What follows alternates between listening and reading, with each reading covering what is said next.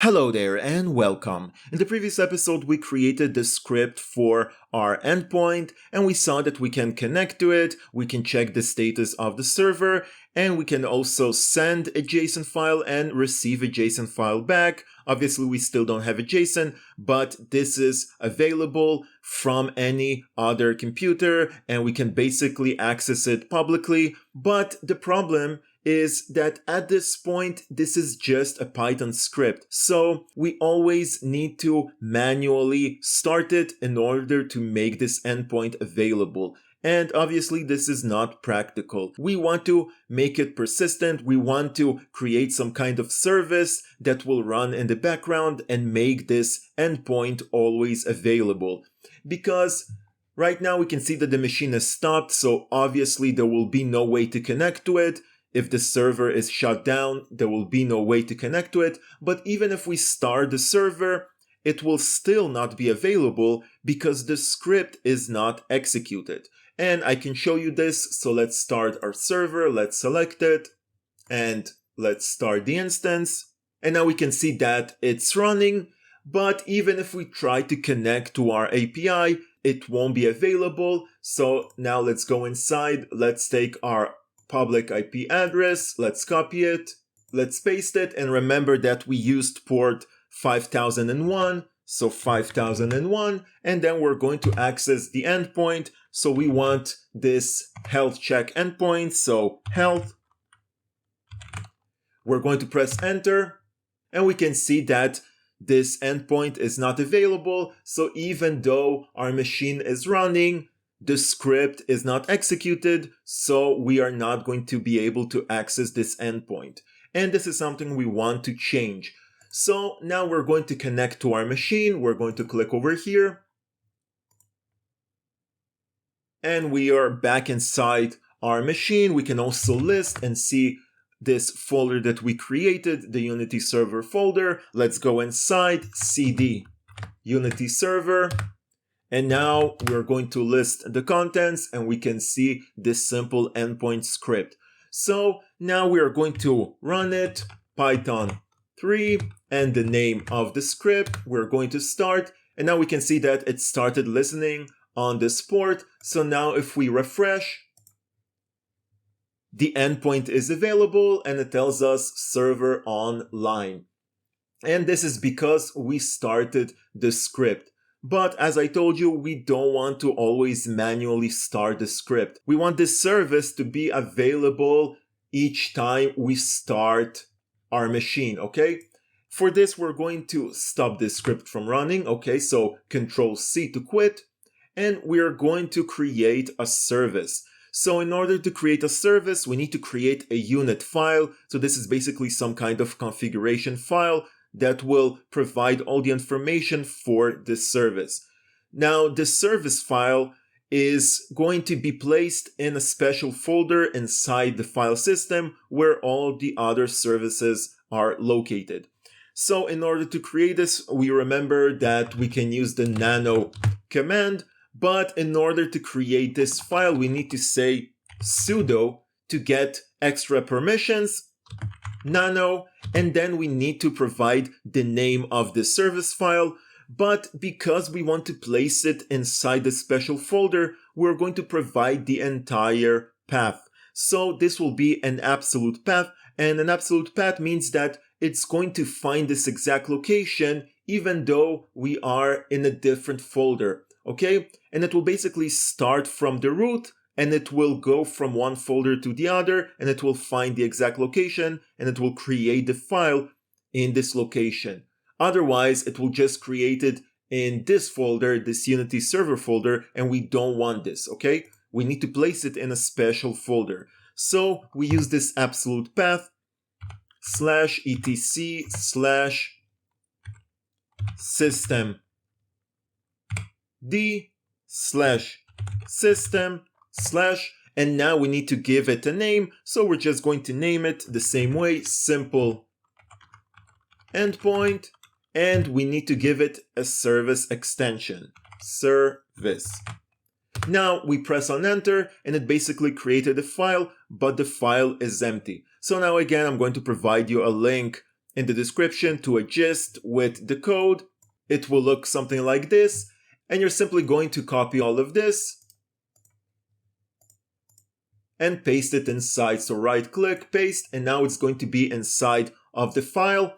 Now, this is the way it's going to work for me because I created this Unity server folder, and this is the exact name I gave to the simple endpoint Python file. So if you did all of these things like I did, you don't need to change anything. But if you decided to give it a different name for the folder or maybe for the actual file, then you should change these over here. Otherwise, it's not going to find this Python file that we created, okay? So make sure that you use the correct path. But if you did everything exactly like I did, then you don't need to change anything. We also changed the working directory. So again, if you changed this to a different name, then make sure to update this over here. So now we are going to save this file by simply clicking on Control X, then Y because we want to save it. And now enter to exit this file. And now we can just use cat to see the content of this file to make sure it was actually saved. So we don't have to type all of this again. Well, we can just copy it, right click, copy, and paste over here. And now we press on enter and we can see the content of the file. So we know that it was actually created and saved. Now, there are a few more steps we need to do to actually start this service. So first of all, we need to make our endpoint script into an executable. Now, we did execute it and it did work, but we also need to make sure it has the right permissions. So we're going to use this command chmod, and this basically changes the permissions of this file +X. So we make it into an executable. And then we need to provide the entire path for our simple endpoint script. But because we are already inside of this folder, we simply need to provide the name of it, simple endpoint, npy, and then we press on enter. Now we need to reload the entire systemctl because we added a new service and we wanted to actually recognize it. So we say sudo, again to get permissions, systemctl, daemon reload, and this will basically reload the entire systemctl, and this is just the system that is in charge of all the different services, okay?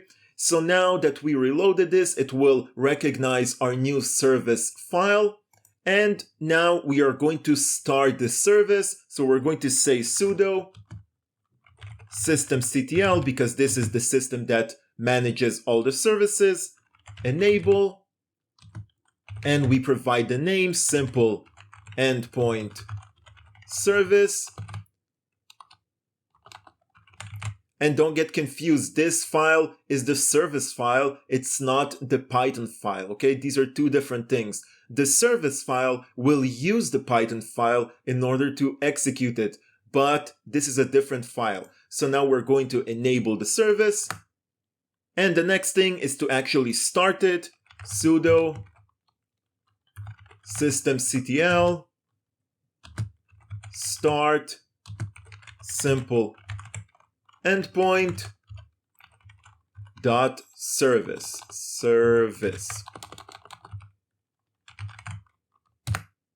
And now it was started, and to make sure that it's actually running, we can use sudo systemctl status simple endpoint, and we can see over here that it's active and running. Now we're going to quit to exit this thing over here, so Control C, but the service is still running, so we don't need to execute it each time we start this machine. Now it will automatically run as long as this machine is running. And I can even prove it to you. So now if we disconnect from the machine, okay, so we close this entire tab and we go over here and we can see that the instance is running, but we are disconnected from it. Okay, we are not connected. We did not run the Python endpoint.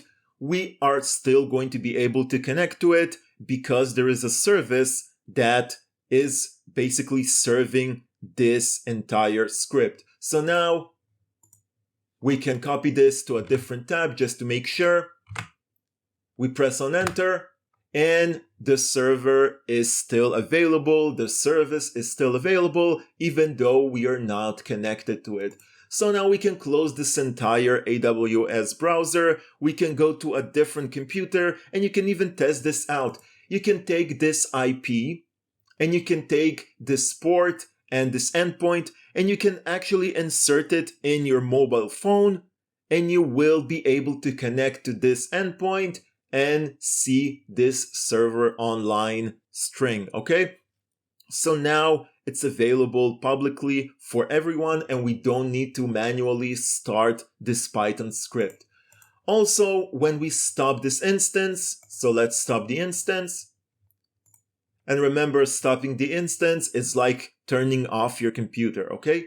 Now it's stopped and obviously this won't be available anymore because the entire machine is not available. So if we refresh, this won't be available. And now this endpoint is not available because the entire machine is stopped. But if we start the machine again,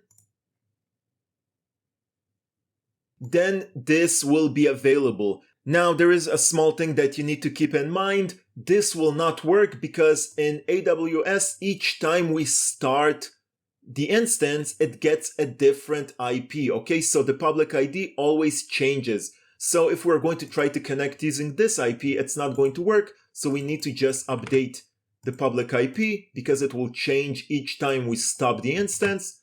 So now we press on enter and our server is available because we have this service running in the background and we did not even connect to our machine yet, right? We did not run any script, we did not do anything, but this is available. So now, as long as our machine is running, this service will be available, this server will be available. So this is basically the way we create a service. And of course, if you have more scripts that do other things, you can create as many services as you want, and they will all run in the background. Now, if you don't want this service to be available, even though the machine is running, you can simply connect to it and stop the service or even disable it so it will not start each time you start the machine. But let's just see what is going on inside. Let's connect to it again. So let's connect. So now that we are inside, we can get some logs for the service. We can check what is going on because maybe something will be wrong and maybe the service will not start. So you should know how to get logs for the service. And to do this, we simply do sudo journalctl. So this is a command to get logs. Then we use u. This is to actually provide the specific unit or the service that we want. And we give it the name, simple endpoint service. And we can also use the F flag to follow these logs. So they will update in real time. So if there are some changes in real time, we're going to follow them. Now we press on enter and these are the logs. They may look a bit weird, but we basically have some logs. They tell us that someone tried to connect to it, right? We tried to connect about 4 minutes ago, right? This is the date that I'm recording and this is the time. We can also see more information over here. We can also see the actual IP that was used to connect to it. So this is my IP. So obviously I'm going to blur this out because I don't want you to see my home IP address, but this will actually show the IP of the person trying to connect to your endpoint, okay? So just know how vulnerable we are when we connect to other APIs because it will actually record the IP of your house. So make sure that you're using a VPN if you don't want other people to know what is your IP, okay? Okay, now this is just some extra information. This is not something you really need to remember. This is just if you're interested in Linux. We're actually learning Linux on the way, so it's very good.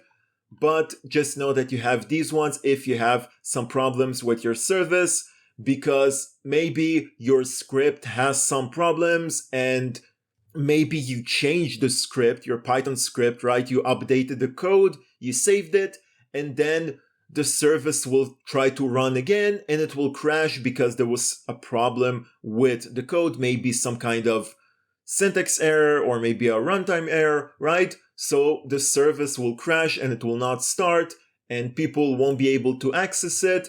So you will try to figure out what is the problem, and for this you can simply check the logs, and the logs will tell you exactly what happened and why the service has crashed, okay? So I hope that you're actually following and you understand the things that I'm doing. Again, you don't need to know all of this extra information. You simply can follow me and do whatever I do, and eventually we're going to connect this server to our Unity project. We are going to be able to send data, to get data. We're going to create some kind of database for our game, and you're going to see that it's very useful, especially because you actually have control over this entire server. So it's not some kind of third-party server that you're dependent on, and you can actually customize everything. You can do whatever you want, and this gives you a lot of power. So now we can simply close this tab. We can go back over here, and as long as your machine is running, as your server is running, then you will be able to publicly access this endpoint, okay? So we can go to another computer, we can input this information, and we are going to be able to connect to this endpoint.